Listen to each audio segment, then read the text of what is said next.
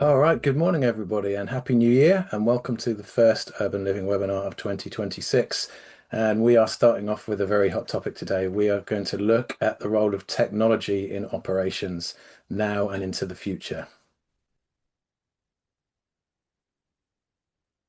My name is George Sell. I'm editor of Urban Living News.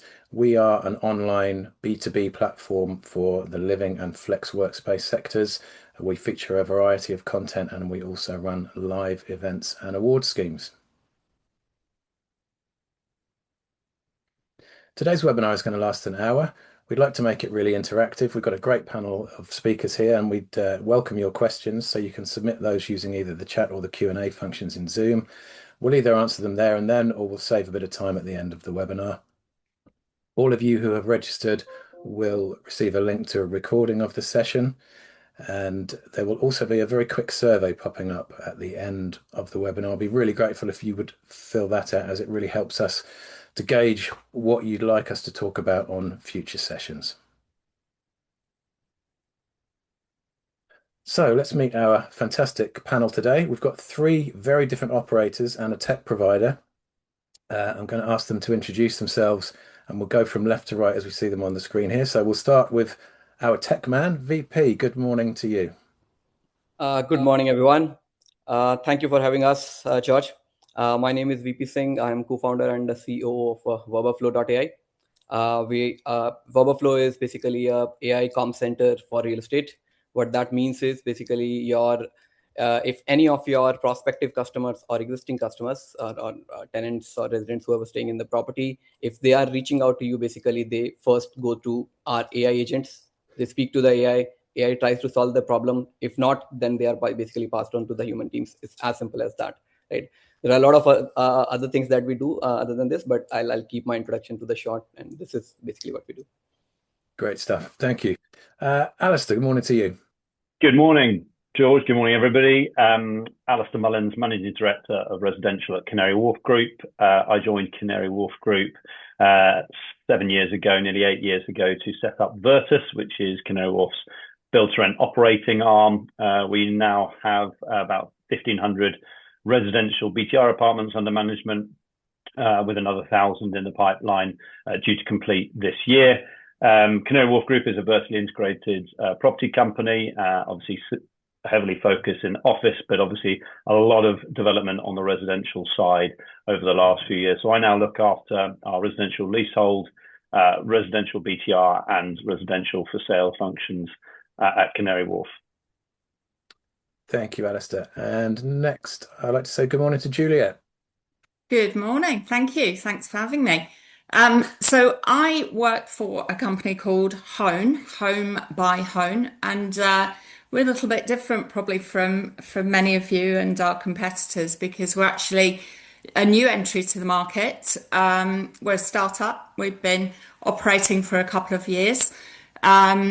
I myself am the CX and operations director and essentially heading up the business. I started the business, and I've worked with some big players in the sector over the last sort of 15 years, and some fantastic companies.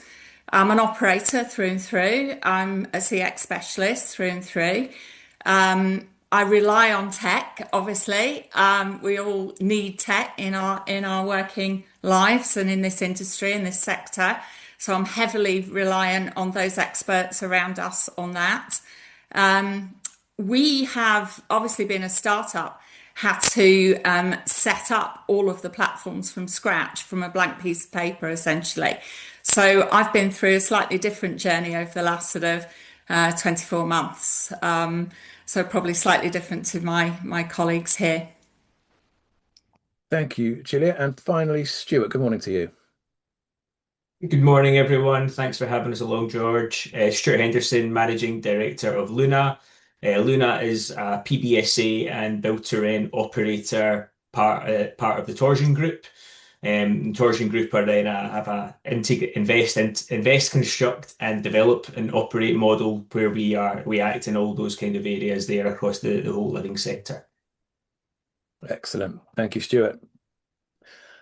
Okay, before we take a deep dive into this, let's all have a quick assessment of where we think the living sector is in its tech journey? You know, the kind of products and the offers that are available to operators now have come on a real long way in the last 2 or 3 years, and it seems to be moving exponentially quicker. But in terms of the kind of end goal, where we want to get to, and the ideal system, how much progress do you think we still have to make? Maybe I could start with you, Alastair, on that one. What's your feeling about that? So where are we in the journey? I think we are still quite early. I think there's a lot of people adopting different technology to try and assist in different segments of what they're doing in operations, be it the leasing front end, be it operations. So, but I think it's quite fragmented at the moment. My utopia for technology in the operating real estate space, especially the living operating real estate space, is that you have a sort of, my mind's now gone, but a clone of building, a digital clone of your building, and everything happens around that digital clone. So be it if you're leasing, the team are using that to jump in and out, show customers where the apartment is. When you're operating, if you suddenly get an alarm on the BMS, that's jumping, show exactly where the issue is in the building. So that all that data, number one, is held in one place, but also the interactiveness of it makes it far easier for people to both do front end leasing and operations by looking at this single model. I think that'd be the absolute utopia. Yeah, thanks, Alastair. And VP, from a tech provider's point of view, where would you assess the state of play in the living sector? Yeah, so there are few important themes that we are seeing right now. Like the number one is that we are seeing that now the sector is moving from the digitization phase to the automation phase. People have started talking about automation and not just keep on talking about the digital transformation, which was sort of the keyword for the last few years in the industry. Another thing that we are seeing is the adoption is very uneven. Though now people are talking about automation, but when I say adoption, there are still a lot of operators that we know they are still using spreadsheets to basically manage everything that they're doing, while there are other ones which have got very sophisticated tech stacks, right? So, but they both are on very extreme ends of this scale at this point of time. Another thing that we are seeing, and when I say we are seeing, because we are already powering about 170,000 units, so we have got a very good data to talk on, and that's the basically fundamental basis of what we offer right now. So smaller operators tend to be the early adopter of AI and all the emerging technologies, and they are like they have been using it for some time now, so they have got that sort of a edge in comparison to all the large operators. And the last one, which I would say, is people are talking a lot about the ROI and the outcome from the all the digital technologies, including AI, instead of just talking about that we want to use AI, but we don't know how to use it. So yeah, these are some of the key things that we are seeing on our side. Yeah, thanks, VP. Stuart, what's your take on where we're at the moment? Yeah, I think VP said the word there that kind of triggered with me, which is uneven. I think that's something that we definitely kind of see that, I was walking along around PropTech Connect last year, and you can see the amount of variance of tools that were around. But actually, what you see is lots of strong tools, but little end-to-end thinking. And really, that's what I think operators are looking for, is something what we can't have is bitty parts of your kind of tech stack, trying to solve all different things and then pull together in somewhere. So actually trying to find that end-to-end thinking would be give operators a lot more scope for investment and progress in delivering some of those things. Because I think that's something that operators absolutely need when you go to think about lots of different companies trying to solve lots of different problems, but what horse do you back? And what's going to be changing in that market as time progresses. So yeah, uneven I think is a good word to kind of describe it. But at the same time, I think, real estate in itself is doing something, which is, still better than a lot of markets. So I think sometimes we can always be quick to go and say, oh, we're not moving fast enough. And there's certainly some truth to that, but we are seeing progress at the same time. It's quite a fast moving space. Yeah. Alastair, did you want to come in on that point? Yeah, just to say, to respond to Stuart's point around thinking about the whole process, not having these individual things factored in. The one I think key thing is to have whatever your main operating system is is it's got open APIs so that you can bring in the relevant pieces and attach them into that piece of software, because there's no one that I don't think, I've not seen in certainly the living space, sort of technology and software stack, anyone that's fixing absolutely everything and doing absolutely everything brilliantly. But there are, as Stuart says, these people selling, oh, we've got in this part of your either operating or leasing front end, we've got this great bit of technology. And so actually what you really need is a great core that can make sure it can attach all of these different elements where people are building out the great bit of technology, because, you know, VP, I expect, is not going to be able to solve everything from end to end, cradle to grave in, say, the residential living sector in terms of what everyone's going to need. But there are different people out there. You just got to have the right system to connect it into. Yeah, absolutely. Juliet, you're in quite an interesting position in a startup, in that you don't have a lot of kind of fragmented legacy systems to deal with. You've almost got a blank sheet of paper. So how do you approach that, and what are the pros and cons of being in that situation? Yeah, I mean, that's made a massive difference to me, because traditionally I've sort of worked with businesses where I've gone in and like my colleagues here, you know, you've had a business for many years and you've got an operating system, platform, software that you've used for years, and you've added on, and then you've ended up with technology obviously improving as it has and accelerated over the last few years, but you've not been able to catch up with that sometimes. And so I've ended up with fragmented systems, and I've had to work really hard to knit it together. And I think the luxury position that I've been in, it does have some pros, but it has lots of cons as well. But the pros are that I was able to map properly, and being an experienced specialist, it's all about mapping end to end and mapping the customer journey and saying, okay, what do I want for the customer? And then I've got to go out and find who can provide that for me. I think often we're caught the other way around. It's what have we got and how do we adapt it to meet the needs of the customer? So I've done end-to-end mapping, and that's really helped me. Okay, excellent. The issue that we have as the kind of speed of innovation and technological advances improves is that how can you be certain that what you're implementing and running now is going to last the course? And you know, and people use the term future-proof. Nothing's going to be future-proof forever, but how do you ensure it's got a decent lifespan? So VP, in respect to that, what are the kind of non-negotiables in a modern tech stack to ensure it is going to be serviceable, you know, for a good amount of time and not obsolete very quickly? 100%. So what Alastair mentioned earlier about the open APIs is something I'm going to allude to. So if you are choosing any system that is going to be the core system of record for you, which could be a CRM, it could be a PMS, so it could be any other tool that you are going to use, right?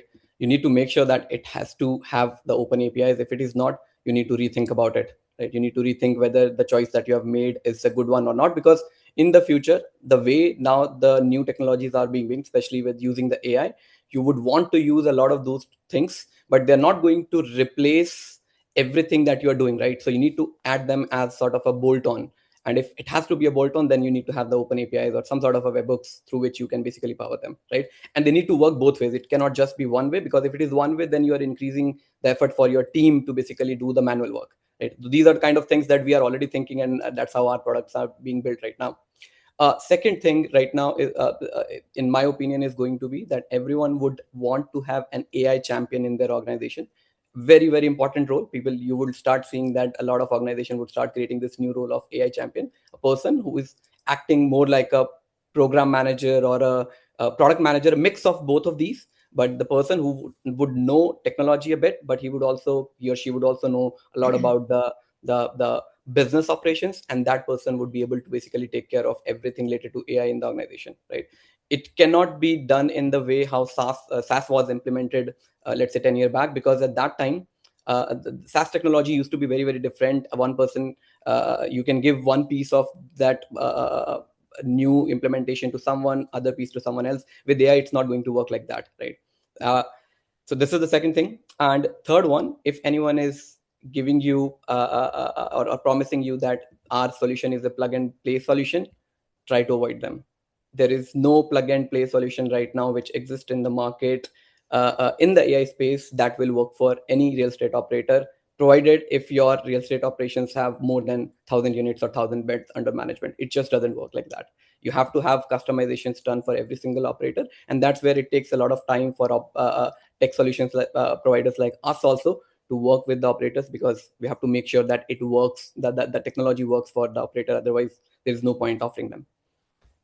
Yeah, thank you, VP. I'm glad to say we do have a very enthusiastic AI champion in our business, and she is pushing us all to learn more and faster. And it's good actually. It's quite challenging, but it's definitely very beneficial. One of the things with AI is, particularly in my line of work, there's a lot of AI content creation out there. Some of it is very obvious, and I think that is a turn off to the consumer, to the end user, to the reader or whoever. But in terms of using AI, customer facing AI in the living sector, so to handle repetitive tasks, queries, and that kind of stuff, how do we strike the balance between automation and the personal touch, efficiency and alienation? And do living sector end users care about whether they're talking to a chatbot or a person? Stuart, let's start with you. What's your hunch there? What's the right balance? I think I was at an event last year, and one of the themes that, or one of the statements that came out of it was, human is the new luxury. And that idea of that it still absolutely has its place for that kind of connection. But I think what you've got to understand there is where AI is excellent for speed, for triage, and I think for that initial challenge that you might be experiencing somewhere, or initial bit of information you're looking for, people are becoming more and more happy with that engagement and touch point. I think where hospitality still then really matters is that moment of frustration or emotional complexity or whatever it might be that's in that situation that you're having. It still becomes critical, and that's when people will actually really value the service as well. But I think, as operators in the space, you understand that the demands are becoming more of our customers. Operations in terms of costs and income are still challenging, and as they always have been. And actually what you're trying to do is enable that time to focus on the things that matter to your business and to your customers, so primarily sales and service.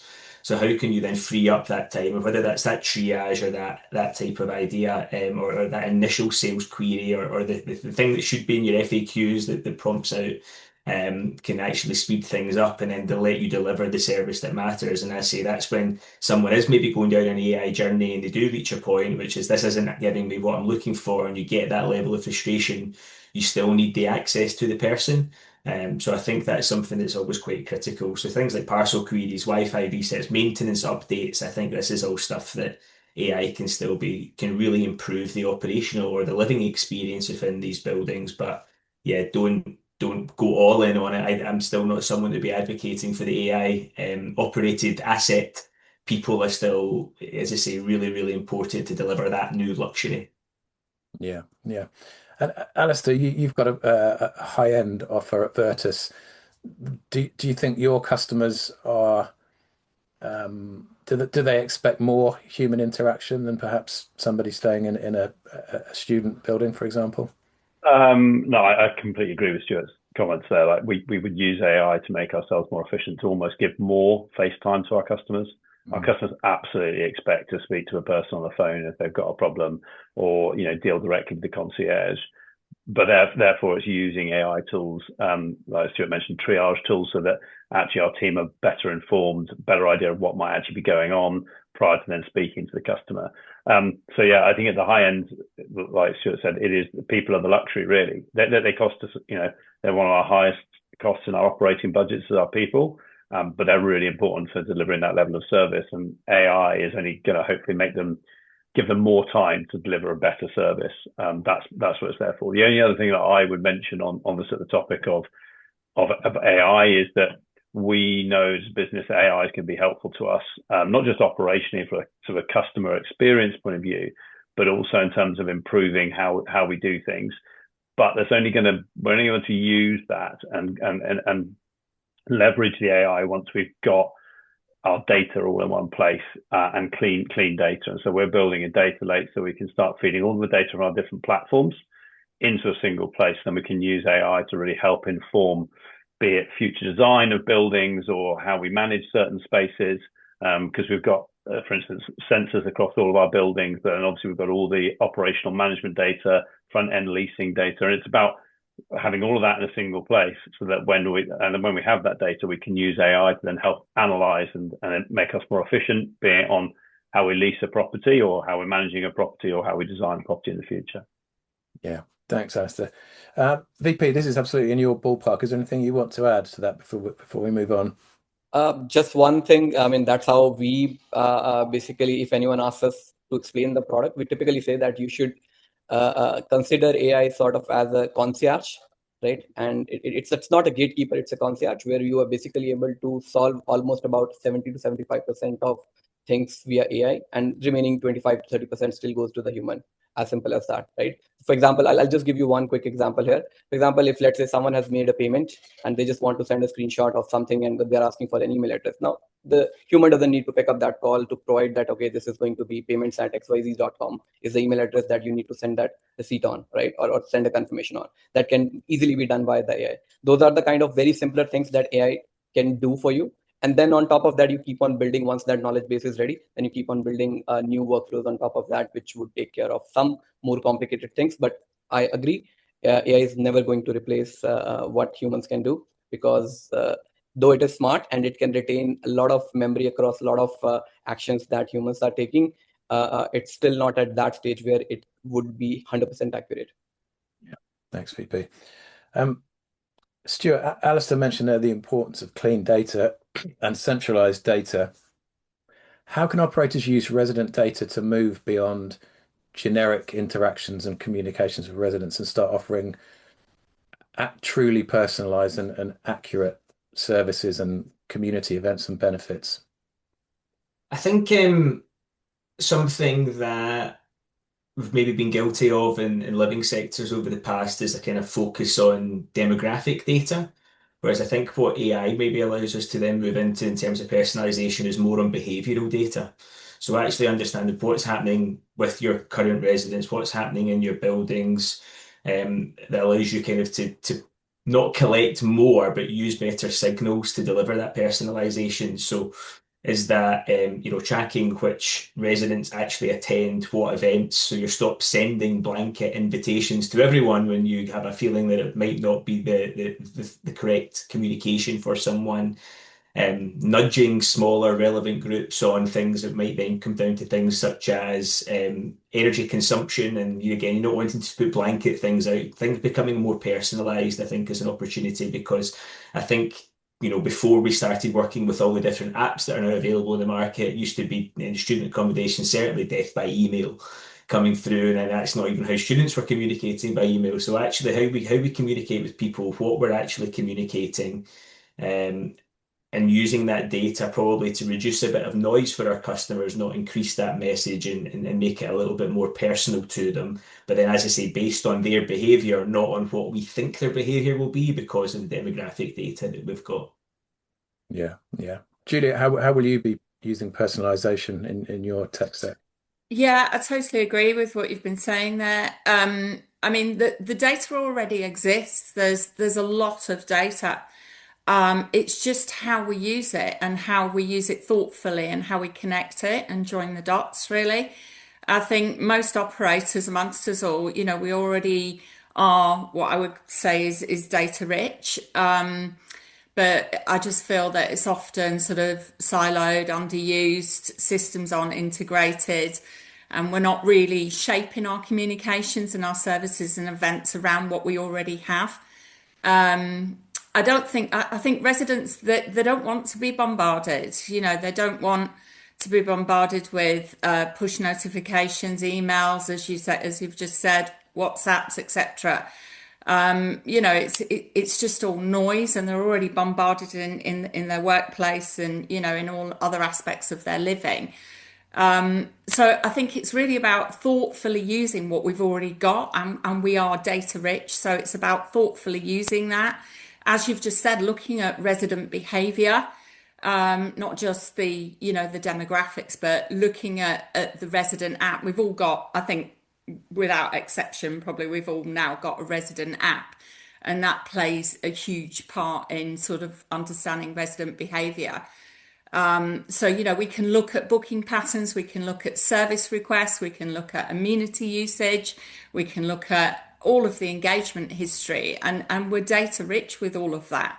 And then it's about looking at that and then really working out, and again, going back to what I was saying earlier about mapping, using that, all of that rich data to properly map.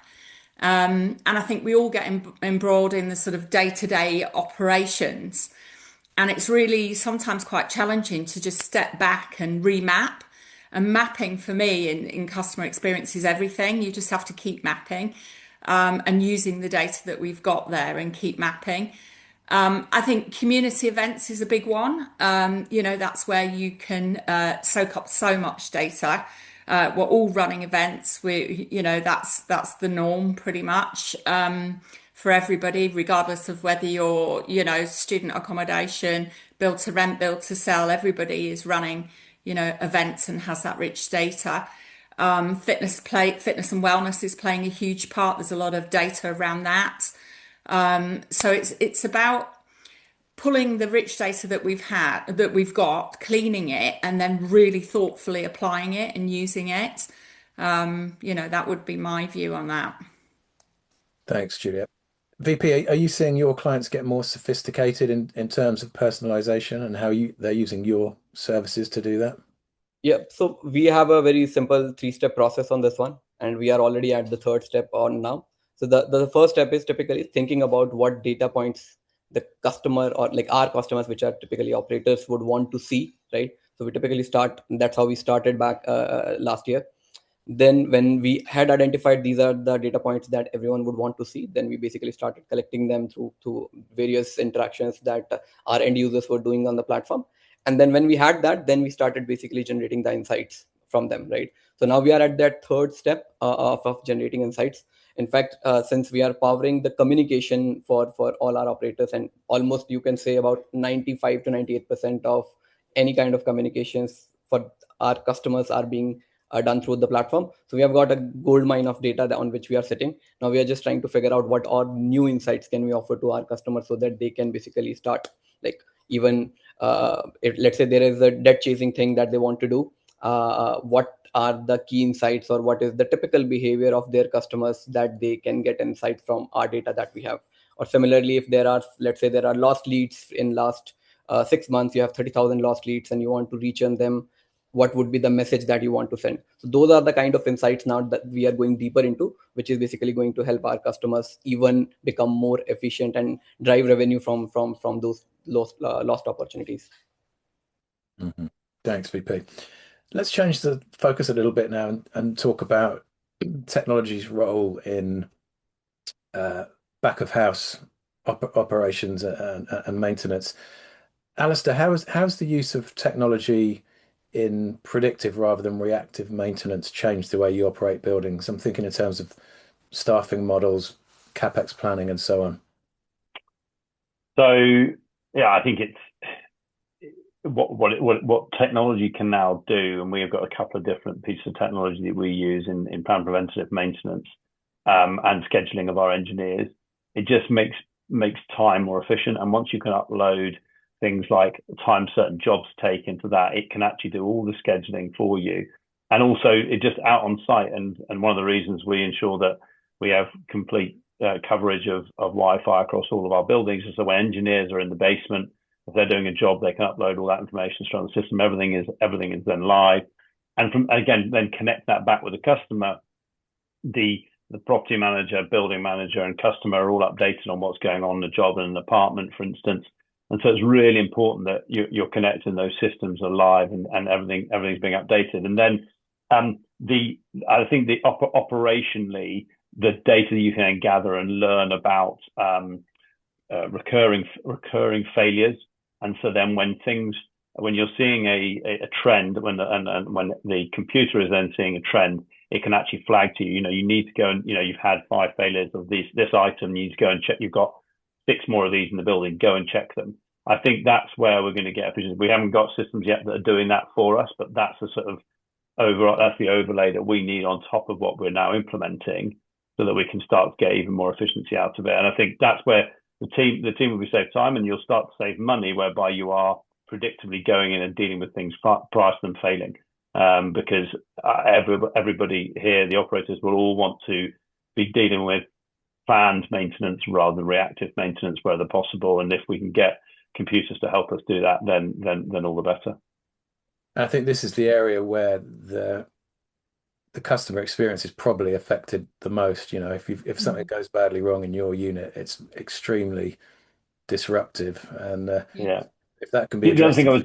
The other thing I would say is, I mentioned about that, and we've got multi-sensors in our apartments. That and I talked about the digital twin earlier. If you've got that information on digital twin, and humidity is high in an apartment, and then it flags on a dashboard, and someone could log straight, and they know where it is. They head to the apartment and check it. Again, you're sort of reacting and finding things. And again, we have water sensors as well, in terms of water usage sensors, so the water's continue flowing for a long period. Again, alerts get sent, so you can go straight to an apartment and check if there's a leak. So these are the sort of things that I think we're trying to tie all these things together so that we can use them efficiently and make us better at going to deal with things in advance of having to be told about it by a customer. Because again, from a customer experience point of view, it's not great to have to report a fault. It's far better someone to knock on your door or send you a message to the app saying, we're coming in today because we've noted X in your apartment on a sensor, and we want to make sure your apartment's fine for you before you have a problem. Absolutely. I want to stay with you for a minute, Alastair, and talk about dynamic pricing, AI's role in that, how far you can push it, how much influence your human revenue managers should have. There's a lot to consider here in terms of reputation and so on. So how do you strike the right balance between AI assisted dynamic pricing and the influence of a human revenue manager? So I'll talk initially briefly about our apart hotel, which is very much like a hotel pricing system, which uses revenue management, views activity in the market, and we use Duetto to help us with that, and that will put prompts to the revenue management teams and then change pricing on certain units based on activity in the market and demand. So that's really helpful, but we don't generally allow it to do it automatically. It prompts the team, and they then make the final decision on whether we're going to adjust the pricing. Now that's great, because there's lots of live pricing availability in that market, and it's relatively transparent. It's demand pricing, just like you find if you're trying to buy a flight as well, and that is a globally recognized hotel pricing. But in terms of our build to rent, everything we do at the moment on revenue management is done generally manually with spreadsheets and review on a regular basis of demand and availability. I think this is obviously there was forget the revenue management tool in the US, but obviously a big lawsuit in the US around that, and price fixing essentially in the market. That's not going to happen in the UK because we haven't yet got a big enough market to be able to do something like that. But the other challenge now is, in order for revenue management to work really well, you need to be able to fix terms. And with the Renters' Rights Act coming in, we won't be able to fix terms in the future. So the ability to change, offer of rent, the amount of rent at the beginning of a term based on the length that people are going to stay, isn't going to be an option. So really, it's a demand and supply in terms of how many people have we got coming in looking at 2 beds today, and how many 2 beds have we got available, and where do we move the price to? And also, I suppose, looking forward, you can look forward in the model and see how many 2-bed units you've got coming available over the next couple of months. So it's very much going to be a demand and supply thing. And again, I would suggest we're already looking at the moment at what tools we can bring in, because we've got in our portfolio, we'll have 2,500 units by the end of the year, all in a single geographical location at Canary Wharf.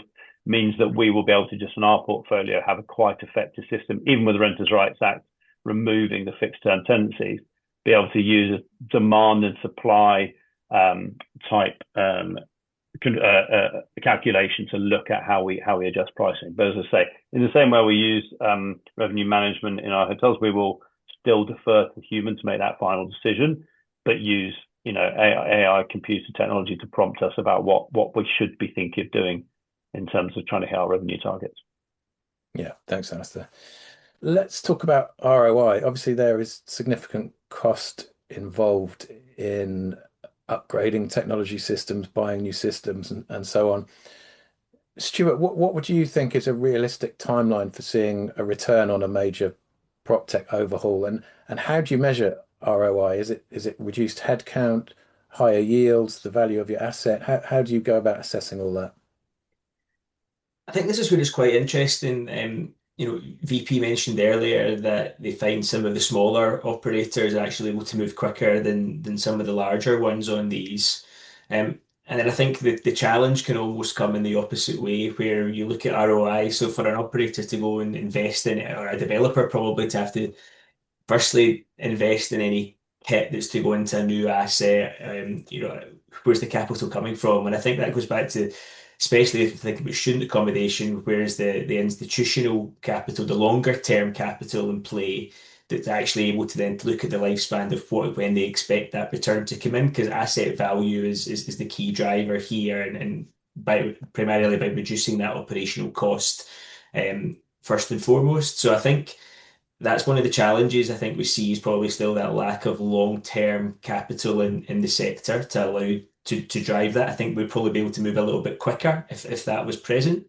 And I think it's probably not having that means that you're then looking for that more immediate return. So whether that's a bit of prop tech to go in to reduce energy consumption, whether it's something like VP's tool, which is there to help you reduce your cost of acquisition, looking at these different things, you're looking for a much quicker return, because actually you don't know how long the cash is hanging around for. So I think how long's a piece of string is really depends on who's holding it. I think to see what kind of return they're looking for, and reducing things such as headcount alone will be the wrong metric to go for in that. There's a real there isn't really a holistic view on this. As I say, it goes back to that uneven and bitty progress in the sector. Kind of means that those solutions can remain quite isolated, especially for smaller developers or operators in that space, and aren't all purely owner operator with a longer term plan. Yeah, Alastair, do you have anything to add to that? As you're, you've got a big estate with different offers. Yeah, and we've recently significantly invested back into our technology at Canary Wharf, but overall, and it is hard to see that return on investment, certainly in a short period. And a lot of it is always focused back on headcount, which isn't necessarily the right way. And I think certainly in terms of some of the emerging technologies and looking to AI, and we've already mentioned it on the call, but it's not necessarily about taking people's jobs. It's about ensuring people can do their jobs more efficiently to focus more on customer. And again, to echo Stuart's comments, you've got to look at, it's not just that maybe potential headcount saving, staff cost saving. You've got to look at, as I mentioned just a minute ago, could you be saving money on not having to do reactive maintenance but planned maintenance? That means you don't spend additional money on, say, a leak you weren't aware of and you've been flagged by the technology, and that's enabled you to deal with it prior to damage being caused. And again, the time saved in people's time is also money, because they can be doing other things with their time. So I think it is not as hard, because there's not a single metric you can go to really show that ROI on a lot of technology implementation. Yeah, thanks.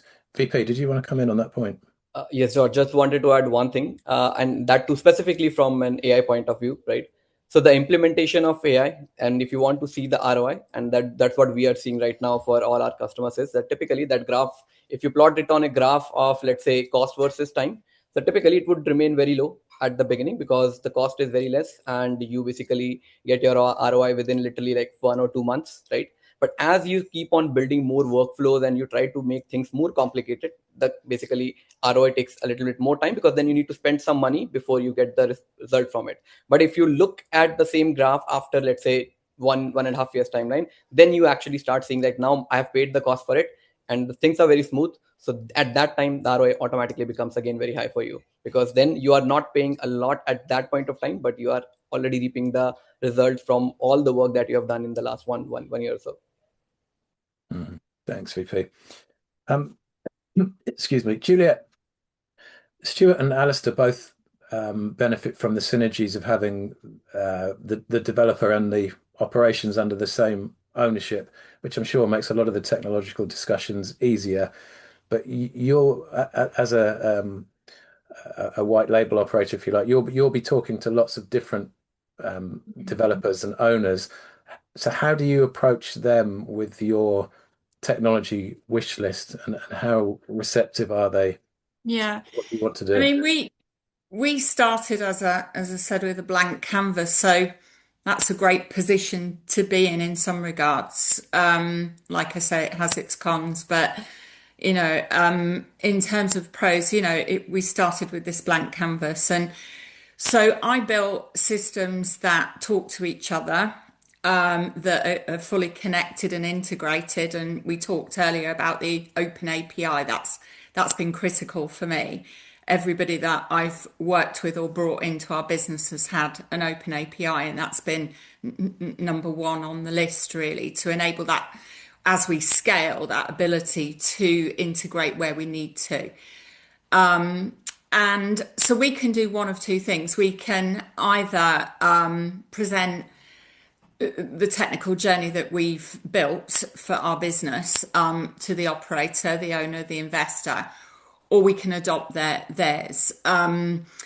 Ideally, we'd like to obviously use what we've built, because we feel we've built something pretty solid that is fully integrated and is fully mapped for the customer end to end, the team member end to end, and the team member. The emphasis for me as an operator is on that, because I think we've all got these wonderful front ends, but when you get back of house, the team, can be opening 5 systems, 5 windows when they come in the morning.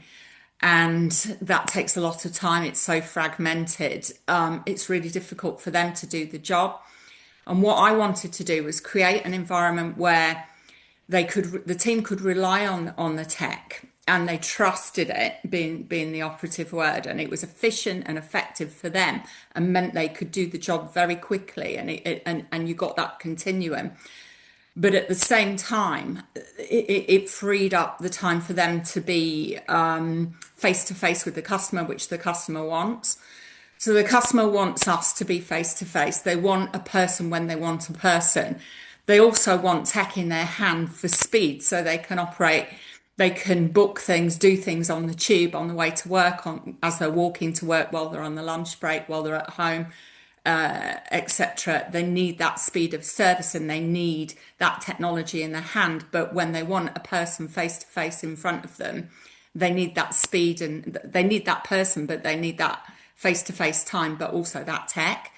So that's what I tried to do with that philosophy, in mind. But in answer to your question, we can scale according to what our investor will require. We can do that because we've got the open APIs, so we can work with most systems, really. Yeah. Okay. Thanks, Juliet. One of the key points of the title of this webinar is hyper efficient management, and obviously a big element of that is energy efficiency, keeping utility bills down, keeping the carbon footprint down. Stuart, how can we use smart tech to provide real-time interventions to help residents lower their energy consumption? And I'm particularly interested in this, perhaps in the PBSA space, where a lot of buildings are charging all-inclusive bills. So it's perhaps more important to interact with the residents to get them to be more efficient in their use of power. Yeah, it's a really important dynamic difference that I was going to point out. Are you all inclusive or not? And I think probably one of the key things there is yes, it can, and the tech for that pretty much largely already exists. However, it's kind of it's not just about that tech piece, that the behavioural change and the want and the education all becomes absolutely essential to it as well, because in that behavioural change also then depends on education, trust, relevance to what it is you're providing. Because what you don't want to have is this idea of Big Brother watching or taking too much control, because albeit it's an all-inclusive price point, it's still largely at the moment a very high price point, the way the rents have went over the past few years. So I think what some of the things that we would see from that is kind of real-time feedback is something that works better than summaries. So that kind of nudge at a time, which maybe says something about, your temperatures higher than 10% of you're in the top 10% of the whole building, but that bit as they go to push the boost or whatever it might be they're doing, rather than giving them a report a month later going, well, last month you were in the top 10%. The framing of it and is kind of matters more than that dashboard. So what does it actually mean to them? And by reducing it, what does it do for that understanding? And that probably goes back to that piece about understanding the behavioural impacts and what's important to your customer. So is it someone that might find the wider environment important? Is it someone that might find that there is a cost potential implication to them that's going to be the lever? You've got different things that will matter to different customers. So really kind of understanding that customer and delivering that. But I think for us, that's something we build through our whole community engagement program. So as an example of that, we had an event on just before Christmas where we worked with some partners where they come in, and it was a community event. It was delivered by a partner, and it was it was an arts and crafts type thing, a nice event to do before Christmas.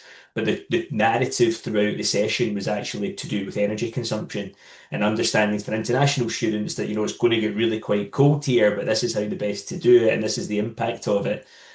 So really what we don't want to be is that putting in rules, taking all the control away. You actually want to give enough control that people feel like this is their home, and they've got that luxury or that kind of home feeling where they're in control of it, but this is the impacts of your decisions as well. And yeah, I think behavioural change becomes every bit as important as having the tech there to be able to pull your own levers at times. Yeah, yeah. Alastair, does that tally with what you're experiencing in your buildings? Yeah, very much so.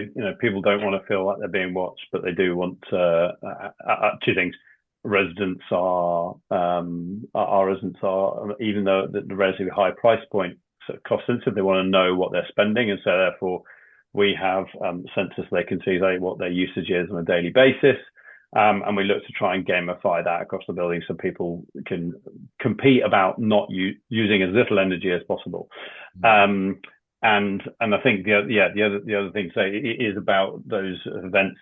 So we will often bring in, say, our utility billing company will then talk about how they can be more energy efficient, and talk to the residents about their bills and things like that, because that at the end of the day, some of it, especially international residents, as Stuart mentioned, it's about education. They don't necessarily understand what's consuming the different sort of energy in their apartments as well. Yeah, okay. Thanks, Alastair.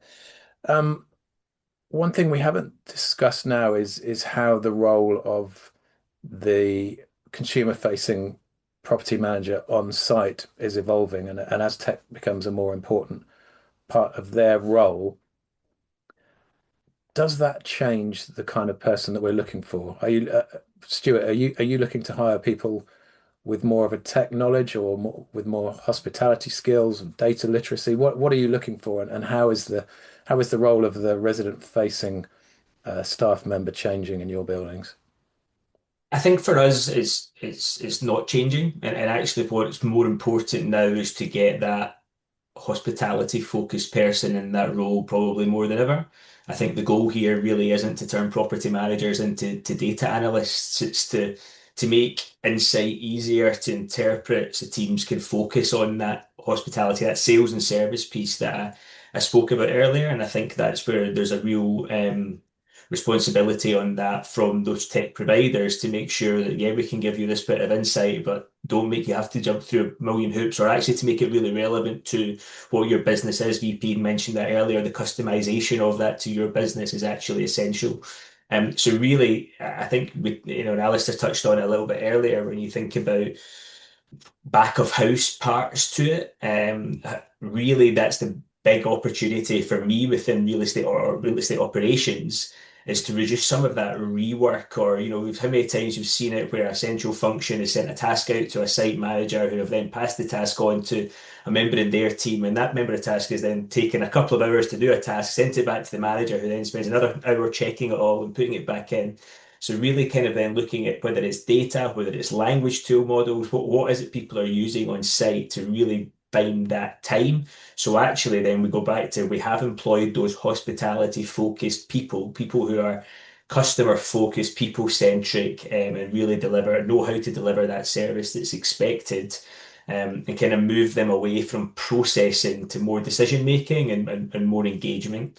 So no, I don't think we are changing. I think if anything now there's even more emphasis on that kind of hospitality focus from those people on site, because that work should be taken away from them to focus on what they're good at. Yeah. Thanks, Stuart. Alastair, did you want to come in on that?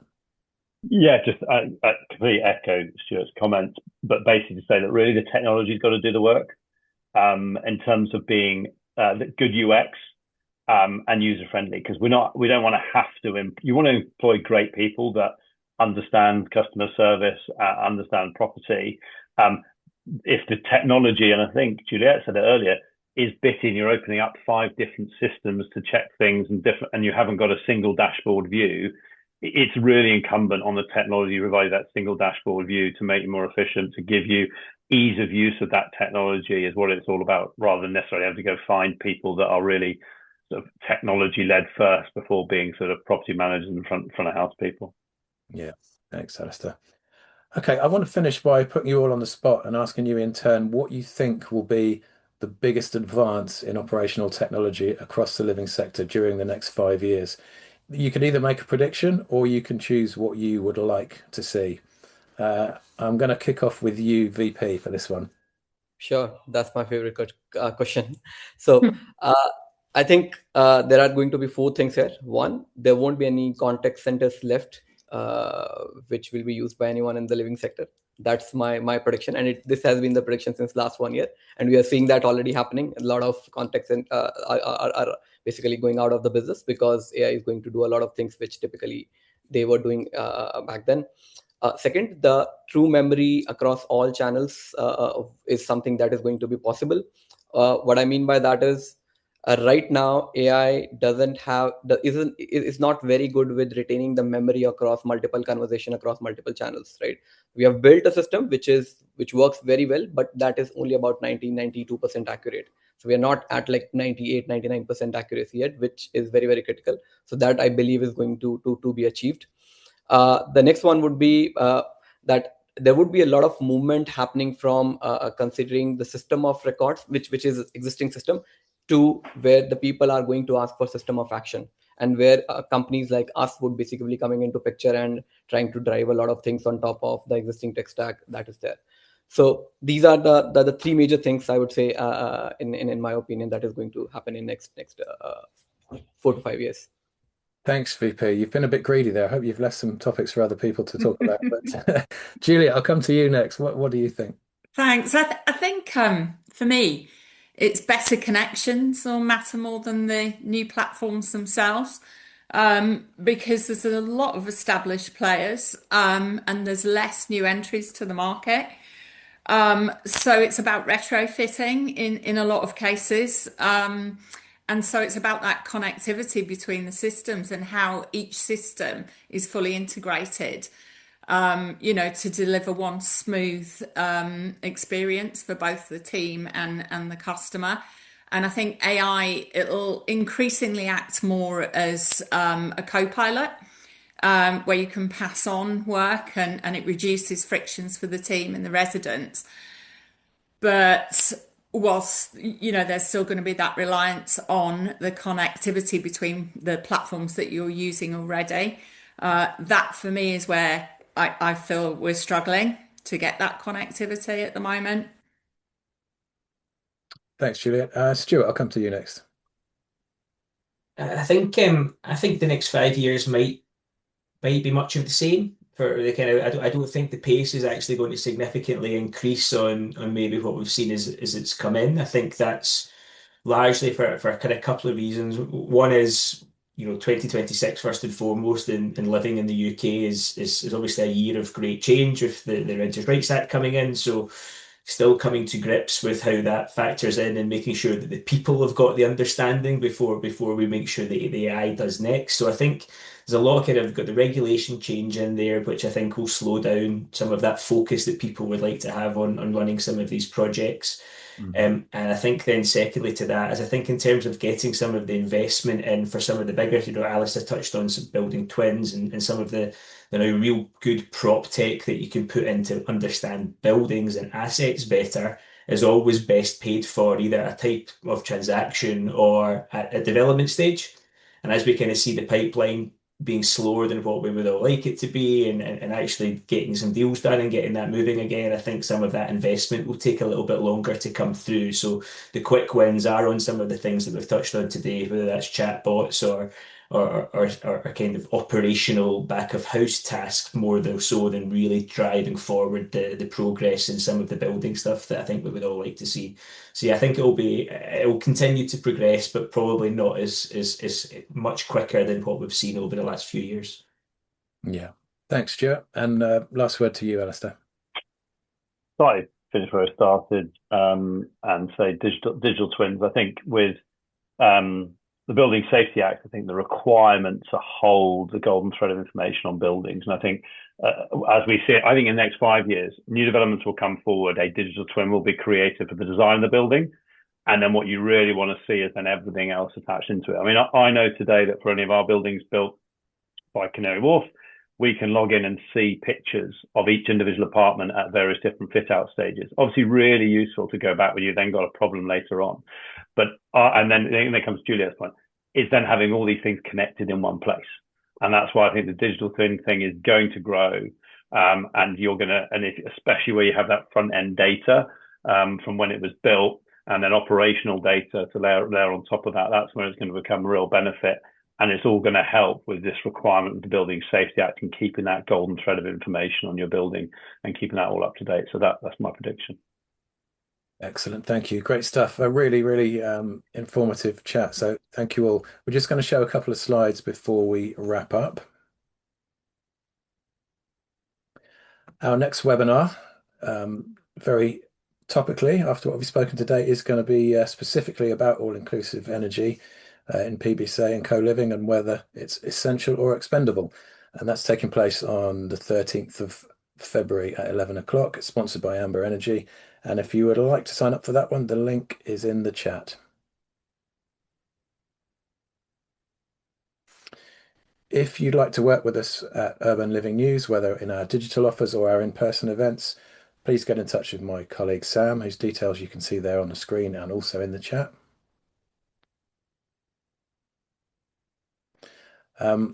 I should have mentioned earlier that the LinkedIn profiles for all our speakers are also in the chat. So if you'd like to carry on the conversation with them about technology after the webinar, then please do drop them a line and connect with them. And it just leaves me to say thanks to everyone. Thank you to you all for watching. Thanks to Alastair, Juliet, Stuart and VP for their great contributions today. Have a great weekend, everybody, and hopefully I'll see you on a webinar soon. Take care. Bye-bye. At IHM, we believe in the power of connection. We exist to inspire, to inform, and to unite decision makers who are shaping the future of hospitality and real estate. Our why is simple. We believe this industry thrives when people and ideas come together. And we're here to make that happen. So how do we do it? We publish 4 leading multimedia brands, each a trusted voice in its sector. We blend intelligent content, curated events, and a strong community into everything we do,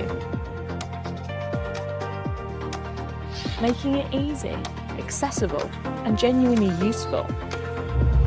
From online engagement to face-to-face connection, we are known for being insightful, collaborative, and refreshingly human. We host world-class events, panel discussions, podcasts, award ceremonies, and webinars. Designed to spark ideas, drive conversation, and create impact. With over 62,000 monthly web visitors, 55,000 email subscribers, and 69,000 social media connections. Our reach is deep and our community is active. We're partnered with the biggest names in hospitality, and we'd love to connect with you. So whether you're looking to grow your visibility, meet the right people, or understand where the market's heading, read, watch, listen, and me.